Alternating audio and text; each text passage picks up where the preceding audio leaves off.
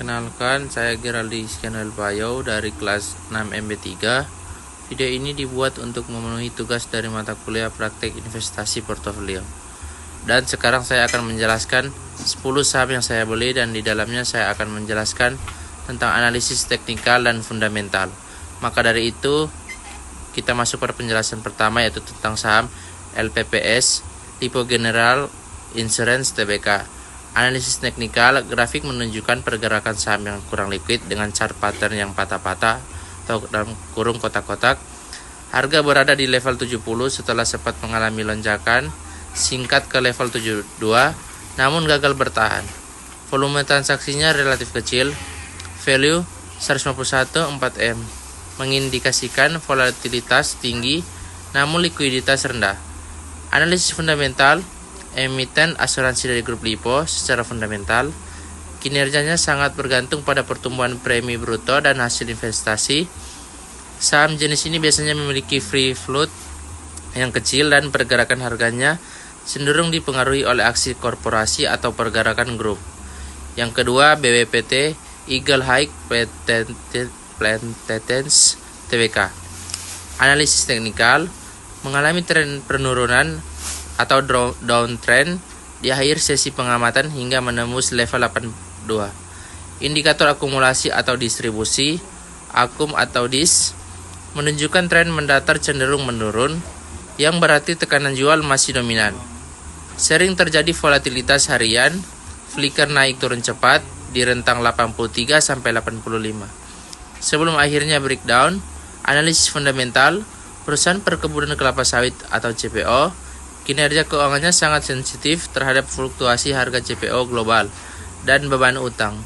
Secara historis, BWPT berjuang dengan profitabilitas meskipun efisiensi terus dilakukan oleh manajemen dalam beberapa tahun terakhir. Yang ketiga, BNBR, Bakri & Brothers Tbk. Analisis teknikal, grafik menunjukkan tren penurunan yang konsisten sepanjang hari dari level tertinggi mendekati 144 hingga ditutup di level 127 garis akum atau DIS. Sempat naik namun kemudian menukik tajam di akhir sesi, mengindikasikan adanya aksi distribusi atau aksi ambil untung atau profit taking yang masif dengan nilai transaksi cukup besar, yaitu 157 1B. Analisis fundamental, perusahaan induk holding tertua dari grup Bakri yang bergerak di bidang infrastruktur manufaktur dan investasi digital atau hijau, secara fundamental memiliki beban utang historis yang restrukturisasinya terus berjalan. Pergerakan sahamnya sangat spekulatif dan dipengaruhi oleh sentimen proyek baru seperti bus listrik atau energi terbarukan. Yang keempat, Blaze Surya Borneo Industri Tbk atau PT Superior Prima Sukses Tbk. Analisis teknikal, pergerakan harga sangat sepi di awal dan baru aktif di paruh kedua hari, bergerak di rentang 136 sampai 142 dan ditutup di 138. Nilai transaksi kecil 78 1M. Pola pergerakan harga yang membentuk garis horizontal panjang menunjukkan saham ini kurang liquid pada hari tersebut. Analisis fundamental, pemain di sektor industri bahan bangunan, bata ringan atau bata hebel, sebagai emiten yang relatif baru atau bergerak di sektor properti atau konstruksi. Pendukung, fundamentalnya dipengaruhi oleh volume pembangunan properti dan harga bahan baku serta energi seperti batu bara, gas untuk pabrik.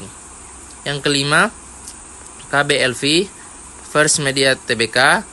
Analisis teknikal, saham ini bergerak stagnan tanpa transaksi di sebagian besar waktu, lalu mengalami tekanan dijual akhir sesi hingga turun ke level 88. Transaksinya sepi value 178 2M dengan grafik akumulasi yang minim pergerakan signifikan. Analisis fundamental, bagian dari Lipo Group yang kini berfokus pada penyediaan konten media dan penyiaran setelah melepas bisnis internet kabelnya atau Fastnet ke XL Axiata. Fundamentalnya masih dalam tahap restrukturisasi bisnis baru dan sering mencatatkan volatilitas harga yang tidak disertai likuiditas tinggi. Yang keenam, ASLC atau Autopedia Sukses Lestari Tbk. Analisis teknikal, Grafik membentuk pola naik turun yang sangat kaku di rentang 66 sampai 68 dan ditutup di level 67. Namun indikator akum atau DIS menunjukkan adanya tren akumulasi grafik naik ke atas sepanjang hari, meskipun harga sahamnya sendiri belum bergerak naik signifikan. Ini bisa menjadi indikasi adanya pengumpulan saham secara perlahan. Analisis fundamental. Anak usaha Adisarana Armada atau ASA yang bergerak di bidang ekosistem otomotif bekas, lelang Karolin dan JBA memiliki fundamental yang cukup menarik karena pertumbuhan pasar mobil bekas didukung manajemen yang berpengalaman di sektor logistik dan otomotif. Yang ketujuh, INPC, Bank Artagraha Internasional Tbk, analisis teknikal. Pergerakan harga berfluktuasi tajam di akhir sesi antara level 137 hingga 141, sebelum akhirnya ditutup di level 138. Nilai transaksi kecil 152M dengan volume yang tidak merata menandakan saham ini digerakkan oleh beberapa transaksi besar di jam-jam tertentu saja. Analisis fundamental masuk dalam kategori Bank Mini atau KBMI 1 milik grup Artagraha.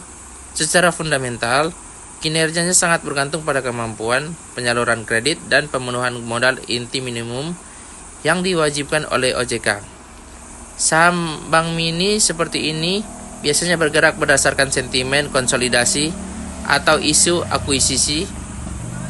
Yang kedelapan, DMAS, Pura Delta Lestari Tbk, analisis teknikal menunjukkan performa yang paling sehat secara teknikal dalam daftar ini.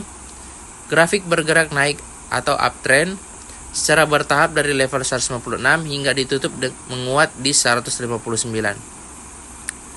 Volume transaksi cukup tebal, value 18.4B, menunjukkan adanya minat beli atau buying interest yang real dan konsisten sepanjang hari. Analisis fundamental. Pengembang kawasan industri Delta Mas secara fundamental sangat solid, dikenal sebagai saham dividen hunter karena rajin membagikan dividen dengan yield yang tinggi. Kinerjanya ditopang oleh penjualan lahan industri atau marketing sales ke sektor data center dan industri otomotif atau EV. Yang kesembilan, MSKY atau MNC Sky Vision Tbk, analisis teknikal menggunakan tampilan like mode. Grafik menunjukkan fluktuasi harian yang sangat tajam antara level 62 dan 64. Saham ditutup di level tertinggi harian 64, namun indikator akum atau DIS justru menunjukkan penurunan tajam distribusi. Hal ini perlu diwaspadai karena kenaikan harga ke level 64 tidak didukung oleh akumulasi volume yang kuat. Analisis fundamental. Penyedia layanan TV satelit berbayar atau MNC Vision milik grup MNC. Secara fundamental, bisnis TV berbayar konvensional menghadapi tantangan berat dari tren streaming OTT internet. Perusahaan tengah berupaya melakukan efisiensi dan integrasi digital untuk memperbaiki kinerja keuangannya. Yang terakhir, JGLE, PT Graha Andra Sentosa Tbk, analisis teknikal.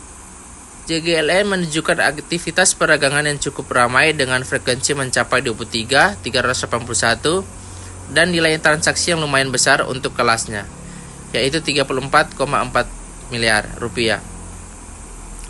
Harga bergerak sangat volatil dalam rentang tipis atau fraksi gocap. Saham ini sempat tertekan ke level 57, kemudian melonjak hingga menyentuh level tertinggi di 63, sebelum akhirnya mengalami konsolidasi dan ditutup di level 59. Pola pergerakan yang membentuk formasi naik turun tajam dalam waktu singkat atau pola gigi gergaji mengindikasikan adanya aktivitas trading harian atau spekulasi yang sangat intens dari para pelaku pasar. Analisis fundamental.